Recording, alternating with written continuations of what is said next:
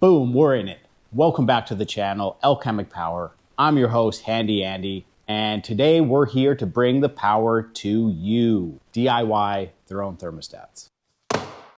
Replacing a thermostat can be a simple upgrade that improves comfort, saves energy, and modernizes your heating system. But before you swap one out, there are a few important things you need to check first, because not all thermostats work with all heating systems.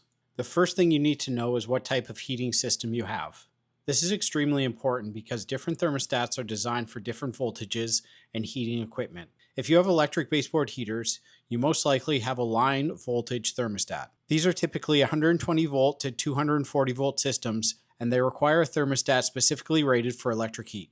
Remove the cover and carefully take note of the existing wiring. I always recommend taking a photo before disconnecting anything. If you have a gas furnace, force flow system, or heat pump, you'll usually have a low voltage thermostat, commonly 24 volts. This is the type of thermostat that I'm installing in this video. Smart thermostats like Nest or Ecobee are typically designed for these systems, so make sure you're buying the right thermostat for your system. If you're unsure about wiring or compatibility, contact a certified electrician or HVAC technician. And if you're in the Vancouver area, feel free to reach out to Alchemic Power. We'd love to help you. This type of install or any type of electrical install, big to small, we do it all. Mount the new thermostat base securely and connect the wires according to the manufacturer's wiring diagram. Turn the breaker back on and test the system. Make sure the heating turns on properly and the thermostat responds correctly. Now take your manual out of the garbage and follow it to program your new thermostat. I'll have links to the tools I used in the comments below. As an Amazon associate, I earn from qualifying purchases with no extra cost to you. All right, guys, like,